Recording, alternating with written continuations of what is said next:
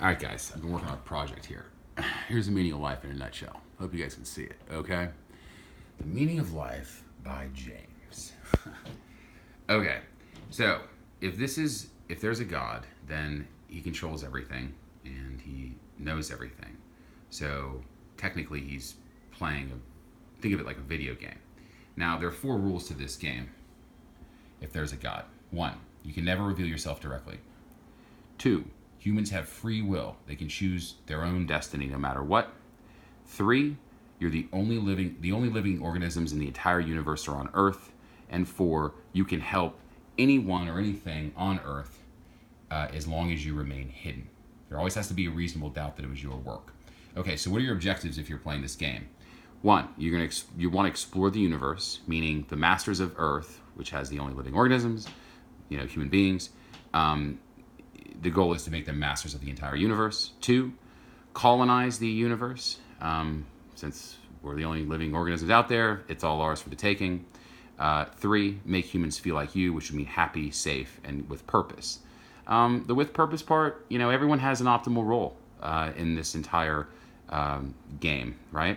And when you're in that optimal role, ask anyone who's doing what they love, it doesn't even feel like work because they have found their purpose. But there are a lot of us out there who haven't found that purpose, and that's what the objective is for the game.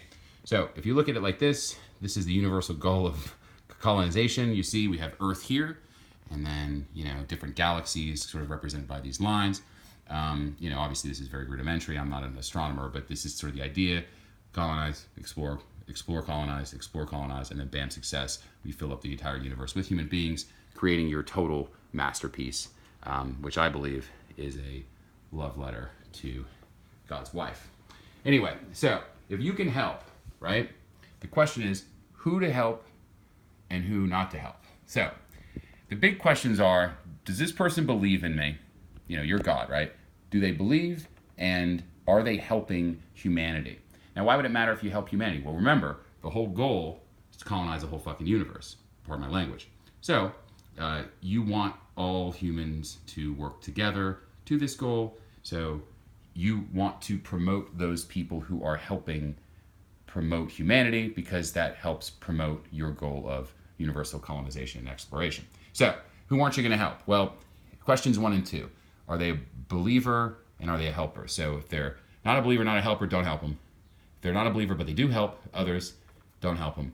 And if they're not a believer, or if they do believe but they don't help anyone, which that kind of probably is familiar for some people, then don't help them at all. And then in terms of this other guy, he believes and he helps. So green light, hook him up. So how does God help? Here's how it works.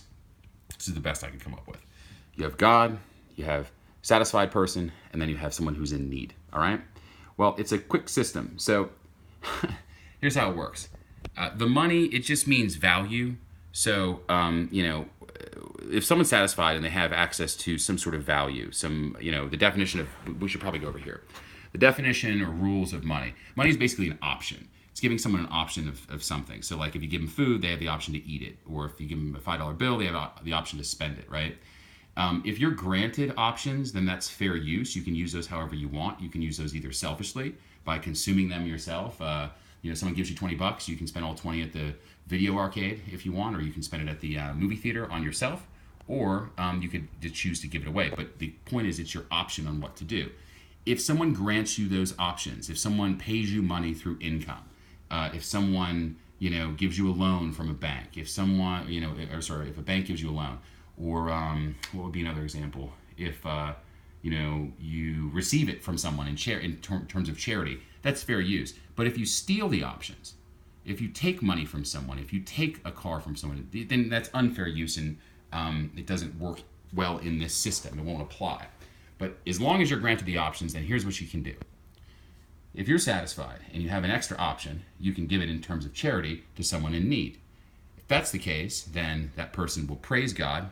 God, I don't want to say he's a narcissist, but God wants you to know that he's the man, and he would love for all of us to believe in him because he really wants to help all of us as a human species. Because remember, he's trying to colonize and explore the entire universe. And in exchange, because you've helped someone and you believe, he gives you his grace, which you see 3 of those options come back. Now, the way I figure it, from what I've seen in practice, there is a 1 to 3 ratio. So for every 1 option you give, you're getting 3 in return. Now, they may not come in form of money. They may come in terms of in the form of a meeting. For example, yesterday, I was at a restaurant in the morning. This woman had a check she was trying to pay her bill with. They would refuse her. I sat there and listened to her for about 30 seconds saying, why, you don't have any other option? My credit card's, in my other purse with my daughter. I walked up, I gave them my credit card. It was $82. And they looked at me stunned. But I knew that by hooking up this woman, I was going to get something in return because A, I believe, and B, I'm helping. And what happened? As soon as I paid, I went and went to the counter, and the woman comes up to me and says, "Oh my gosh, I'm so thankful. I'm the chair of the Democratic committee here in Dallas County." And I was just thinking the night before, wow, now that I understand how the universe works, it'd be great to really distribute this message to people in need. I wonder if I could get a political, some political interest in something like this. And sure enough, I meet the head of the Democratic Commission, the chair of the Democratic Committee, and I got her business card, and she's already set up a meeting for Monday, which my $82 resulted in $240 worth of time probably from her and also the head of a human sort of rights division at a local university here. So that's kind of how it works in practice. Here's the existing system. So here's God, right? Here's a person in need, and they aren't getting hooked up because there's no one in the system. And because of that, they feel helpless. God doesn't get any praise. And the person who could be helping is over here in the marketplace. And I don't want to sound communist or anything. I'm just letting you know this is what's happening. They're giving 2 units of two options to the marketplace, and generally they're going to receive 1 in return. For example, if you spend $60,000 on a Mercedes, generally once you get it off the lot and you drive it a little bit, it's really only worth 30 grand in your mind. If we buy a pair of $200 jeans, after the initial shock, oh great, I got these brand new jeans, they're really only worth about $100 to you. So you either give 2 and get back 1, or you can give 1 and get back 3, if that makes sense. Let's see what else we need to talk about. So point system. When you help people, if it's a stranger, you get plus 2 points.